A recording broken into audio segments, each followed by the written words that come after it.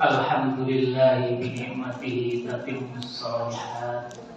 Wassalatu wassalamu ala rasulihil ilah wa ala alihi wa ashabihi wa man tabi'ahum bi ihsan ila yaumil mi'ad.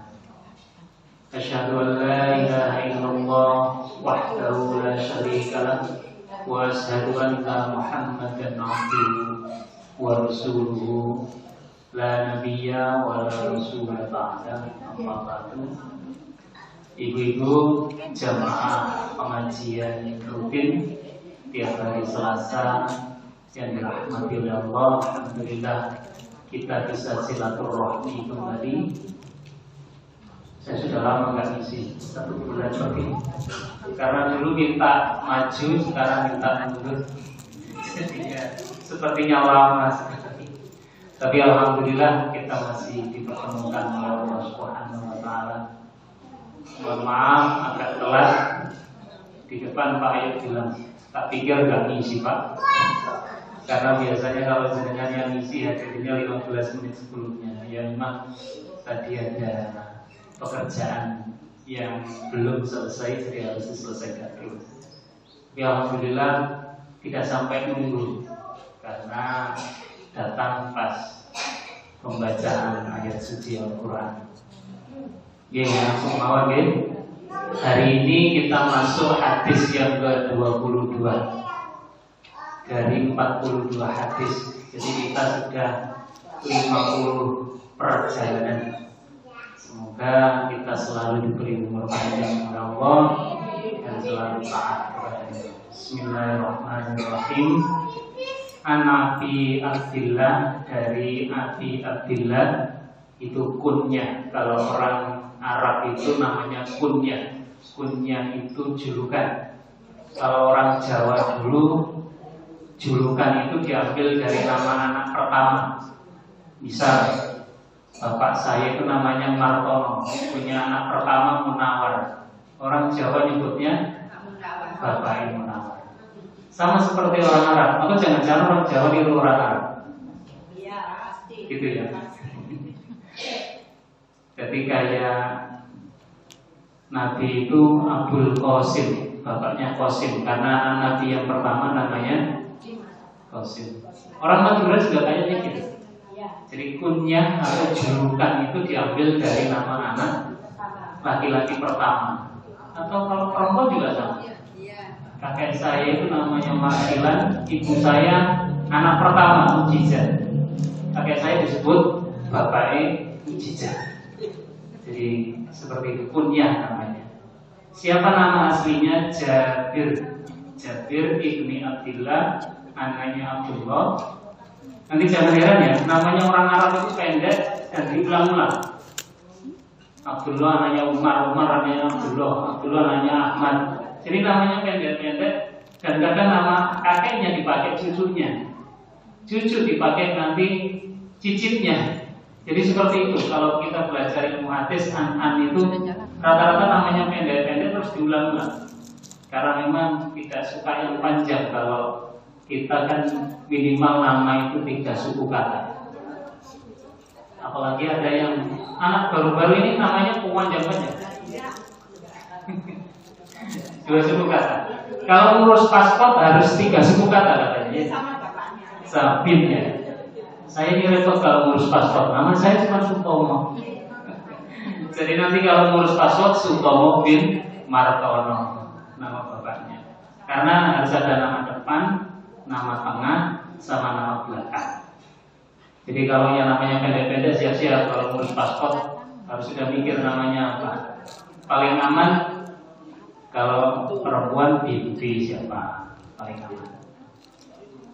Al-Ansori, golongan Ansor radhiyallahu anhuma, semoga Allah meridhoi dua-duanya. Anna rajulan, sesungguhnya seorang laki-laki, sa'ala bertanya rajul Rasulullah kepada Rasulullah sallallahu alaihi wasallam. Faqala, maka laki-laki itu bertanya kepada Rasul, Aro'aita, bagaimana pendapatmu Rasul? Idza shallaitu, jika aku sholat, as-sholawati, sholat-sholat, al-maktubati yang wajib-wajib, wasumtu dan aku berpuasa Ramadan di bulan Ramadan, wa ahlaltu dan aku menghalalkan al-halal yang halal, wa haramtu dan aku mengharamkan al-harama yang haram, wa lam azid dan aku tidak menambahi ala dzalika atas tadi yang halal dan haram tadi syai'an sedikit pun. A'adkhulu apakah aku akan masuk al-jannata ke surga? Apa kata Nabi? Qala Nabi bersabda na'am, yo bersyukur. Rawa meriwayatkan bu hadis Muslimun Imam Muslim. Jadi hadis ini ada dalam kitabnya Sahih Imam Muslim.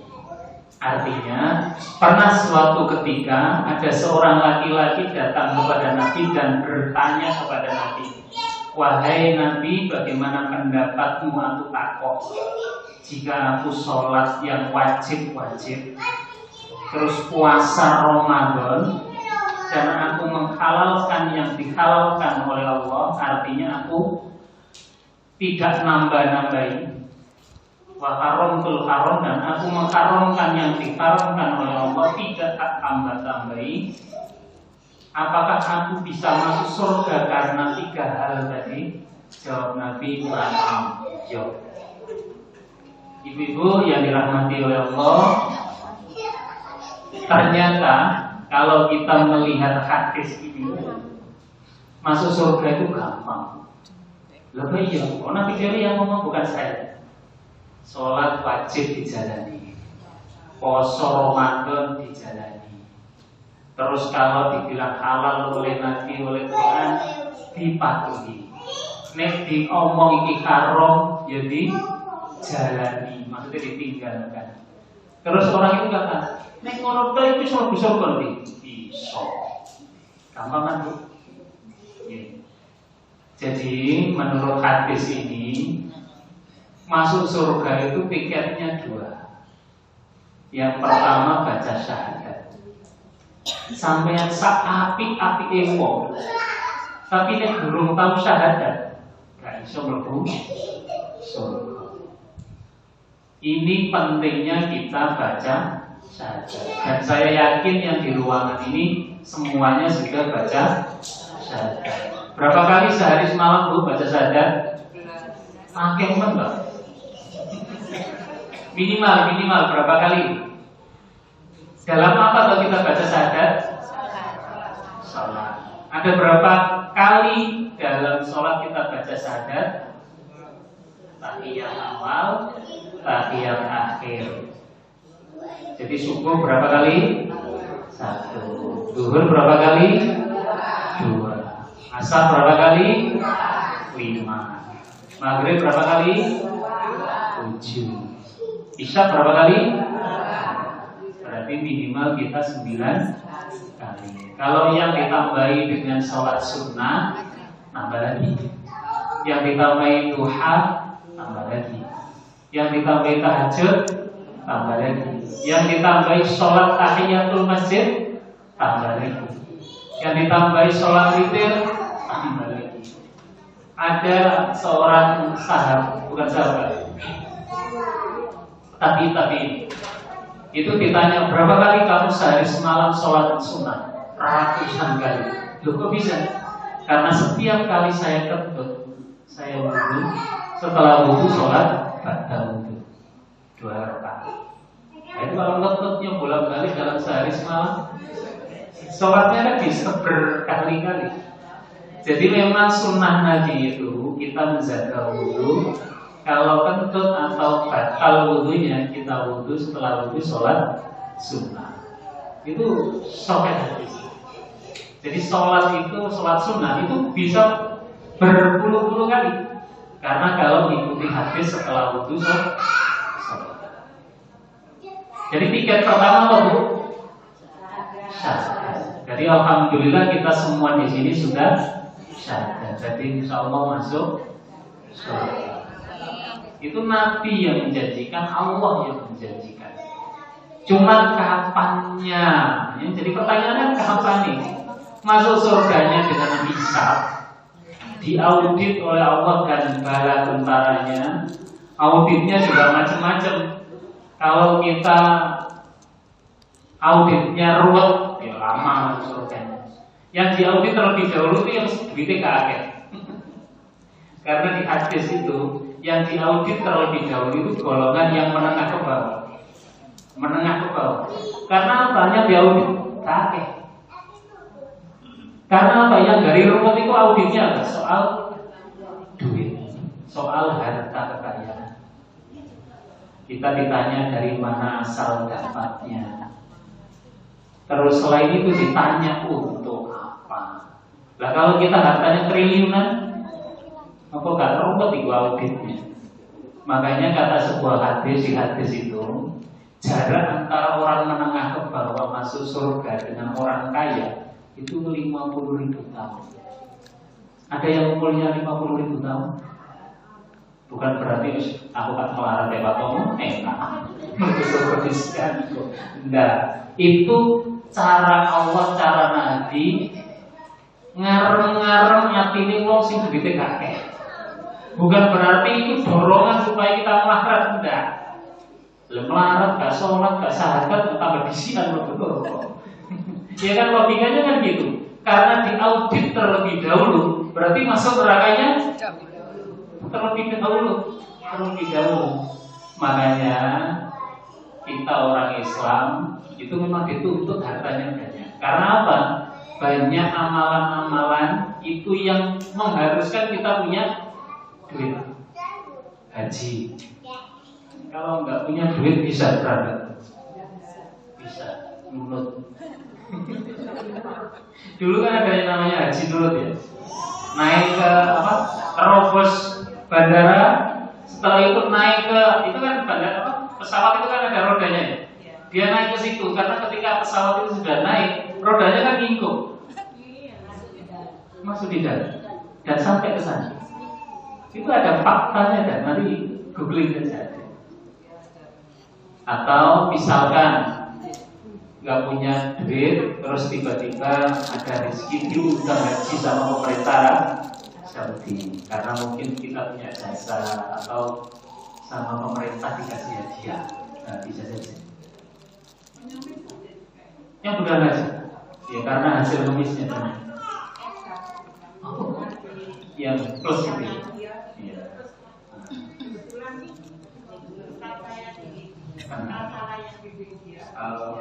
Ya, luar biasa profesi baru.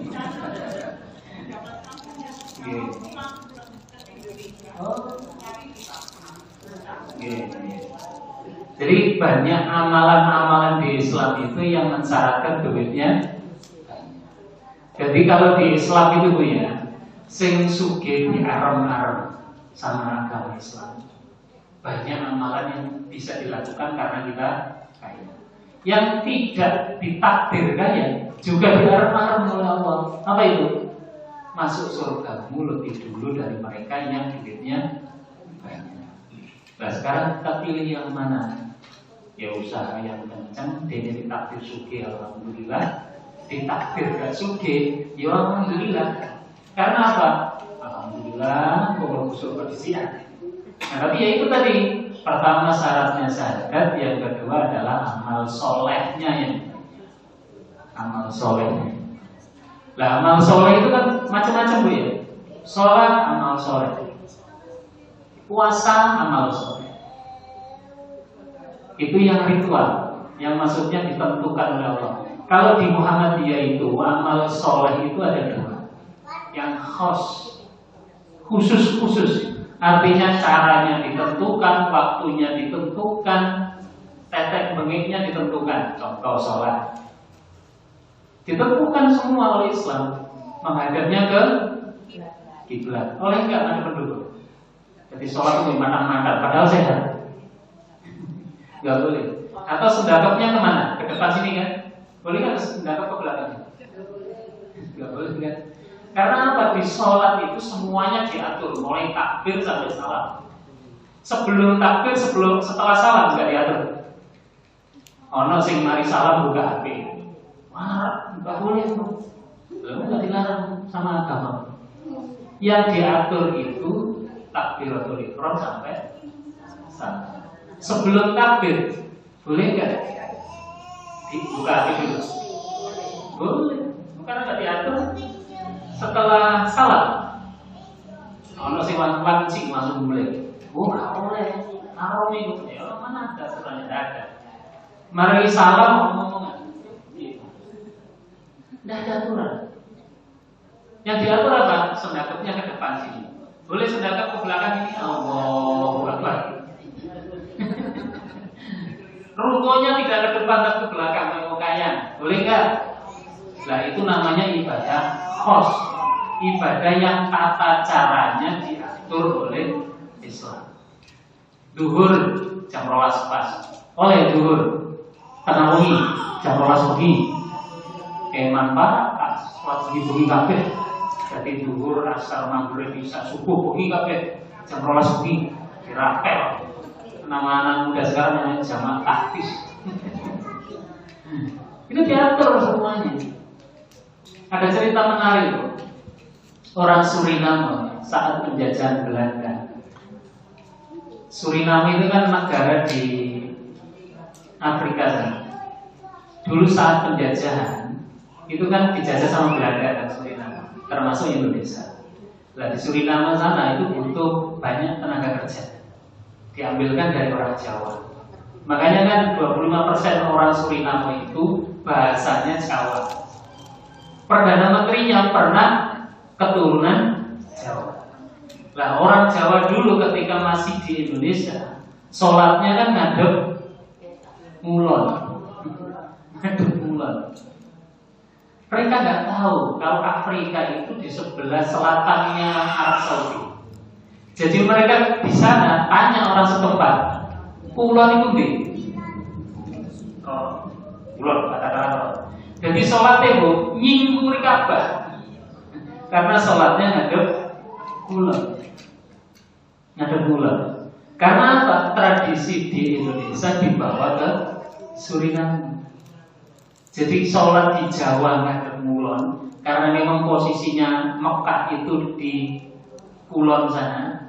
Ketika di Suriname, tanya orang Suriname, kulon itu di, karena pikirin mau sholat ngadep kulon, ya tetap ngadep kulon awal-awal dulu. Setelah diberitahu bahwa posisi Afrika itu di sini, jadi sholatnya tidak lagi ngadep kulon, tapi ngadep ngalor. Ngadep ngalor. Bingung mereka. Jadi itulah Islam. Jadi ada ibadah-ibadah tertentu yang diatur. Poso diatur kan? Mulai azan subuh sampai maghrib. Pak, iku gak kuat ngomong poso sampai maghrib. Aku tak poso sampai jam 12 pagi. Enggak boleh, karena sudah di haji. Dulu kan ada yang protes. Ojo kaji wae Dzulhijjah. Kok ndak nok Arab Saudi wae ngantri. Akhirnya ada yang usul, ya apa nih haji itu Rabiul Awal kayak gini gitu. Dan nggak antri di sana. Orang sekarang daftar haji antrinya 15 tahun, 20 tahun. Akhirnya ada cendekiawan itu yang usul haji ku bawa Dzulhijjah tok. Romulan pisan haji. Jadi apa? Ben antriannya itu nggak panjang, di sana itu nggak uyel-uyelan. Ya kan begini. Gue iso-iso haji itu nggak ke Mekah. Kan ada itu yang organisasi yang rame-rame sebelumnya, haji cukup di pondoknya saja. Haji cukup di mana? Ada kan di antara kita pokoknya ini kunjungan kemana berapa kali, podo baru haji. Ya, bisa kemana-mana nanti, bisa diatur. Jadi itu ibadah khos, tidak boleh diutak-atik, gak boleh dikreasi, harus apa adanya. Selain yang ibadah khos, ada yang ibadah am. Terus menurut Muhammadiyah, kalau ibadah am itu terserah. Contoh, yang ibadah khos itu adalah zakat fitrah. Jadi mengeluarkan zakatnya sebelum takbiran. Nah, bagaimana membaginya, bagaimana distribusinya, siapa yang dapat, bagaimana caranya, dia Nggak diatur sama Islam. Jadi kamu bagi sebelum sholat boleh, setelah sholat boleh. Sama seperti di Muhammadiyah kan, kita kurban kambing, itu kan nggak langsung dibagi semuanya. Ada yang dibentuk dalam bentuk kornet. Itu kan tafsiran bahwa itu ibadah yang harus setelah sholat itu kan menyembelihnya. Soal baginya terserah. Makanya sama Muhammadiyah itu sebagian daging korban itu dikalengkan supaya apa, ketika ada bencana bisa dibagi. Itu kan bagian-bagian dari inovasi bahwa ini yang wajib dilakukan adalah menyembelihnya. Tapi proses baginya, apakah boleh dikalengkan apa tidak, itu kan bagian dari ibadah khusus. Ngaji begitu. Apa orang tua nih ngaji itu selosok? Bebas. Mau ngaji pada subuh boleh, pada asar boleh, dino Jumat ngaji oleh, koyo ngomong nang gereja dino Minggu akan pagi oleh. Karena nggak diatur. Kurang koyo ini, Nabi itu kalau tahu ngaji apa pagi, nggak tahu, nggak ada. Jadi hal-hal yang khusus sudah diatur sama Islam, itu kita nggak boleh inovasi. Tapi sesuatu yang tidak diatur secara khusus dalam Islam, silahkan. Contoh, bangunan masjid diatur nggak sama Islam? Kubai kudu loro, kubai kudu limo, bentuknya kudu kotak, nggak oleh jajaran genjang, kan nggak ada aturan. Jadi makanya bentuknya kotak. Ada yang bentuknya bundar, ada yang nggak ada kubahnya, ada yang nggak ada kubahnya, macam-macam. Ada yang ada menaranya, ada yang nggak ada menaranya. Jadi itu bebas, karena itu bagian dari kreasi umat manusia yang memang tidak dilarang dalam Islam. Jadi gitu ya. Ojo wali-wali ya. Contoh ini yang wali-wali. Mangan itu gerjine telu. Mergo Nabi ku nek mangan gerjine telu. Itu nggak ada aturan harus 3 jari, itu nggak ada. Lalu mangan sop, mangan rawon, mangan soto.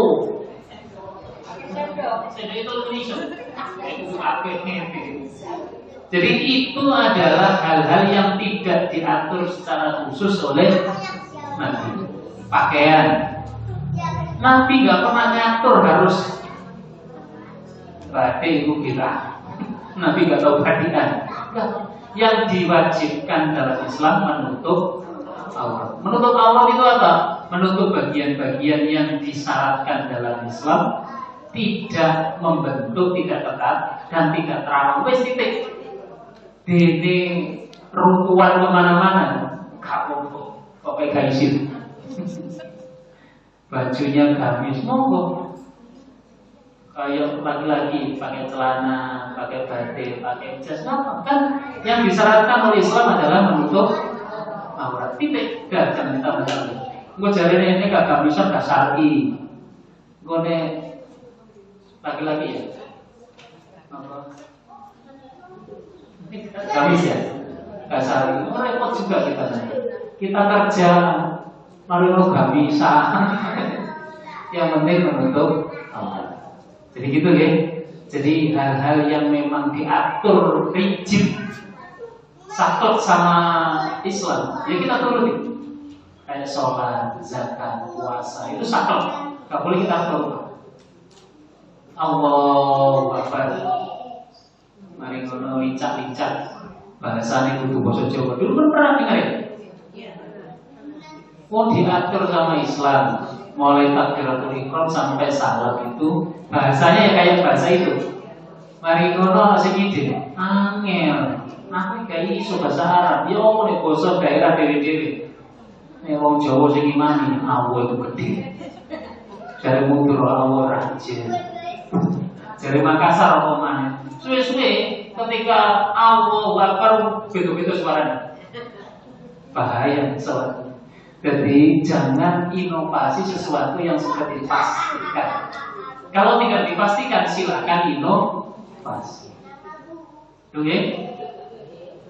Terus yang kedua, hadis ini juga bermakna Islam itu gampang. Gampangnya apa? Sholat itu bayar apa tuh? Poso bayar nggak? Haji dibayar oke. Tapi bagi yang mampu, ini gak mampu, haram apa enggak? Tidak. Terus zakat itu bagi yang mampu dan hartanya sudah sampai 1 nisab. Bayangkan dengan dosa membunuh, butuh keberanian. Resikonya juga luar biasa. Tapi aneh, kok masih berani ada yang menerjang. Minum dawet lebih enak. Tapi ada yang milih minum Homer gak sedar kok dicampur autan, campur pertus, campur dawet itu loh enak. 3.000. Homer itu paling murah 15.000. Kalau di kafe-kafe itu malah satu gini 50.000. Padahal di umum itu panas kayak mobil banyu panas. Itu Homer. Narkoba. Berapa 1 gram? Jutaan. Mending di tukang emas. Itu resikonya kewenangan polisi loro kabeh. Belum nanti kalau kecanduan badan rusak, relasi sosial rusak, hubungan antar keluarga juga rusak, ekonomi rusak. Atau misalkan mencuri butuh keberanian. Gak mungkin berani orang mencuri kalau tidak menata hatinya untuk mencuri. Bayangkan, mau mencuri aja harus menata hati. Ngincang saya mau CCTV apa enggak, uangnya tangi apa enggak. Ketika ngambil beredeknya luar biasa. Nanti jual juga beredeknya luar biasa. Kalau ketangkep masuk penjara. Bayangkan susahnya yang haram itu. Yang halal itu mudahnya luar biasa. Mudah, gampang, gak bayar. Sholat pernah dikali ibu masuk sini sama Pak Ayub, Bu, mana tiketnya? Dan sampai puasa, tinggal puasa. Puasa itu tidak melarat karena apa? Hanya menggeser jam makan. Yang biasanya sarapan jam 6, jam 7 digeser menjadi jam 3. Yang biasanya makan siang parise. Makan malam yang biasanya ada jam 5, jam 4 digeser jadi jam 6. Itu aja. Yang biasanya 3 kali makan jadi 2 kali makan. Malah kalau puasa bisa berkali-kali makan. Mari harus makan. Harus itu yang mahal jadi mari kan gitu. Atau yang lain mudah semua ibadah yang halal itu. Yang haram susahnya luar biasa. Bayangkan aja mana yang haram dan mudah. Orang zina bayar bu, bayar. Belum resiko yang di dalamnya, penyakit kelamin, rusaknya hubungan suami istri. Nanti juga gegeran dengan yang dikonangi misal dengan pasangan selingkuhannya. Luar biasa, susahnya luar biasa taruh itu. Tapi namanya setan. Dalam Quran disebutkan gini, orang itu melakukan yang haram itu dikipas-kipas. Ketika sudah dilakukan, setannya pergi. Makanya setiap kali orang melakukan kesalahan pasti menyesal. Karena apa? Setannya enggak ada. Setannya enggak ada. Sebelum melakukan dikipasi terus, dibisi terus, supaya apa? Supaya melakukan. Dan ketika sudah dilakukan, setannya tarik. Akhirnya apa? Tinggal penyesalan. Karena apa? Nurani ini pasti bisa ngitung ini barang yang baik atau barang yang buruk. Terus yang ketiga, hadis ini. Pak, sing disebut dalam hadis itu kan yang wajib-wajib kan? Sholat yang wajib, poso hanya yang Ramadan. Dan misalnya posisinya yang sunnah-sunnah itu dia. Kata Allah dalam sebuah hadis Riyadhus Shalihin, siapa saja hambaku yang melakukan sesuatu yang sunnah, maka aku akan mencintainya. Dan jika aku sudah mencintainya, maka aku akan menjadi penglihatannya, aku akan menjadi telinganya, aku akan menjadi tangannya, aku akan menjadi kakinya.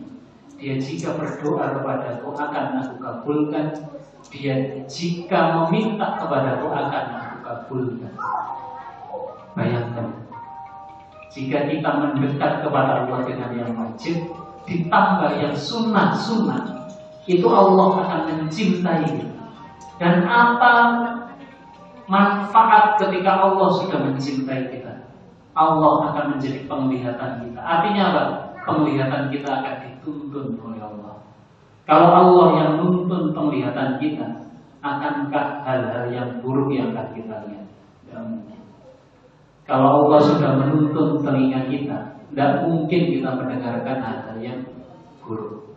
Kalau Allah tuntun tangan kita, maka yang kita lakukan adalah hal-hal yang baik.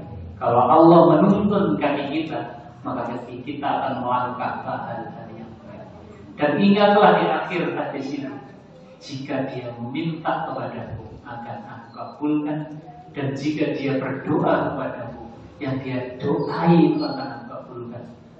Makanya zaman dulu inilah yang disebut wali. Kadang-kadang kita dengar dari orang-orang dulu, iku loh wali, omongannya mandi. Bisa jadi karena ini dia khusyuk beribadah kepada Allah yang wajib-wajib dilakukan, yang sunnah-sunnah dia jaga, yang halal dia kerjakan, yang haram dia jauhi, bahkan yang subhat dia nggak mau lakukan. Makanya omongannya omongan ibu gede, ngomong sak kecap orang kecap mandi, doanya dikabulkan. Makanya ketika kita masih kecil, kita datang ke pak yai tertentu, kita didoakan, doanya mandi-mandi. Karena ada konsistennya itu. Kita jarang melihat orang sekarang konsisten itu. Makanya omongannya gak mati gelas. Bahkan kan ada istilah hidup geni, ngomong sak ngomong maces, ngomong sak ngomong. Ya karena ini hadis ini membuktikan itu, bahwa ketika dia sudah dekat dan dicintai oleh Allah, ngomong sak ngomong Allah yang akan menuntun. Kalau dia berdoa, Allah kabulkan. Makanya ketika kita dekat dengan seseorang yang kita ketahui kedekatan dengan Allah yang bagus, awal ini ngomong hati-hati, ada ngomong hati-hati, sampai yang ini warni ini toh kadang-kadang tahu sebelum kita beritahu. Karena apa? Ada basyirah. Kalau dalam Muhammadiyah itu disebut irfan. Jadi ada bayani, yang terakhir irfan. Jadi dia punya ketautan dengan Allah. Maka ketika dia ngomong sesuatu, itu seolah-olah dia sudah tahu apa yang akan terjadi, seolah-olah. Jadi seperti itu yang bisa kita lakukan. Karena maka kedekatan dia dengan Allah itu luar biasa. Wajib dilakukan, sunnah dikerjakan, apapun itu. Yang syubhat dijauhi, apalagi yang haram. Syubhat itu remeng-remeng ya Pak. Misalkan kita bawa duit 50.000, kita merasa duit kita hilang, terus di depan kita ada duit 50.000, itu kan syubhat. Bisa jadi duit kita ambil aja. Kalau orang yang waro, yang menjaga betul, ditinggal duit, ditinggal. Karena itu barang yang remang. Meskipun kita merasa kita baru kehilangan duit. Mau duit itu kan tidak ada namanya, capnya itu cap kita toh. Memang kita ingat nomor seri duit kita yang hilang. Tidak ada yang ingat. Itu syubhat saja ditinggalkan, apalagi yang haram. Lah kita sekarang kamu sih dulu. Padahal salah satu yang menjadi penyebab doa yang tidak dikabulkan karena makan barang-barang yang haram. Nabi kan pernah ada orang yang sholat kencang banget doanya. Wes jarene Nabi, doa orang itu layak dikabulkan karena dia baru perjalanan jauh. Makanya Bu, kalau sedang perjalanan jauh, doalah kepada Allah. Karena salah satu doa yang dikabulkan adalah doanya orang yang perjalanan jauh. Jadi misalkan sampai ke Jogja, doa yang banyak di Jogja. Karena salah satu doa orang yang perjalanan jauh itu dikabulkan. Tapi kenapa kata Nabi doa orang itu tidak akan dikabulkan? Sahabat tanya, orang itu kan perjalanan jauh. Kata Nabi, bagaimana Allah mau mengabulkan? Lalu pakaiannya saja dia beli dari barang yang haram. Bayangkan, kadang-kadang kita doa terus gak dikabulkan oleh Allah. Cek rezeki kita, benar-benar 100% halal atau tidak. 1% saja tercampur, baik. Jadi bisa jadi salah satu penyebab doa kita tidak kunjung dikabulkan oleh Allah karena ada unsur-unsur yang tidak halal yang kita konsumsi. Makanya hati-hati. Jadi makanya kalau kita lihat orang-orang yang kita tahu betul ibadahnya bagus, sholatnya bagus, sholat sunnahnya bagus, bahkan ada yang luar biasa, sampai batal wudhu pun dia nggak pernah. Artinya kentut wudhu langsung. Itu kata di sebuah hadis, apapun yang dia doakan pasti Allah akan kabulkan. Dan ada orang-orang tertentu yang menjaga wudhunya luar biasa seperti itu. Dekatilah orang-orang seperti itu, kumpulilah orang-orang seperti itu. Minimal kita dapat barokah. Karena orang sekarang nyebutnya apa? Apa ya? Bahasa Indonesia, getaran sekitar. Makanya kan Nabi bilang, kumpulilah orang-orang yang baik.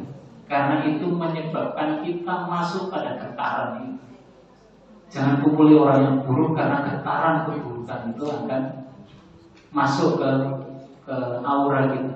Dan itu akan mempengaruhi pola hidup kita. Makanya orang-orang baik kumpulan jarene pujian-pujian kita. Jangan kita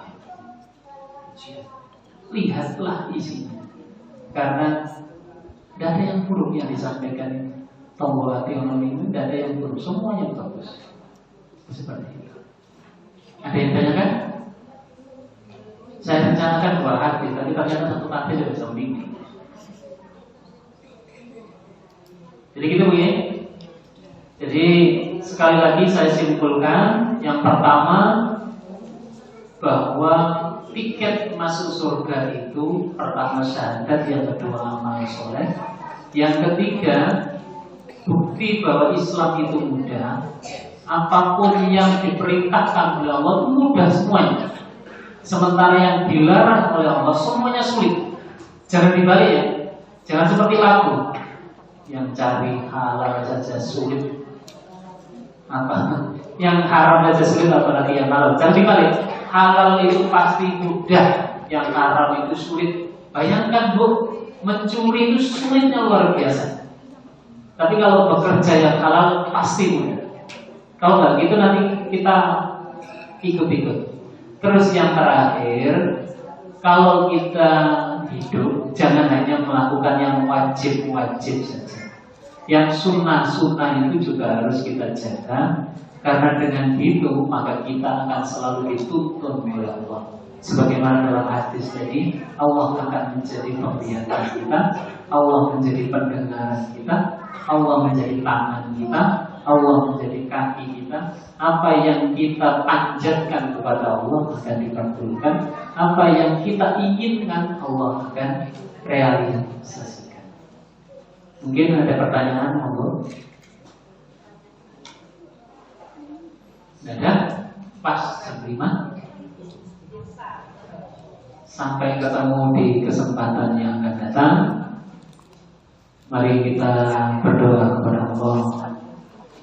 Allahumma sholli ala Muhammad wa ala ali Muhammad kama shallaita ala Ibrahim wa ala ali Ibrahim wa barik ala Muhammad wa ala ali Muhammad kama barakta ala Ibrahim wa ali Ibrahim innaka Hamidum Majid. Allahumma ighfir lil muslimina wal muslimat wal mu'minina wal mu'minat al ahya'i minhum wal amwat innaka إنك سميع قريب مجيب الدعوة ويا قاضي الحاجة اللهم إنا نسألك سلامة في الدين وعافية في الجسد وزيادة في العلم وبركة في الرزق وتوبة قبل الموت ورحمة عند الموت ومغفرة بعد الموت اللهم هون علينا في شكرات الموت والنجاة عن النار والعفو عند الحساب يا رحمن يا رحيم سبحان ربك رب العزة عما يصفون وسلام على المرسلين والحمد لله رب العالمين نصر من الله فتح قريب وبشر المؤمنين السلام عليكم warahmatullahi wabarakatuh.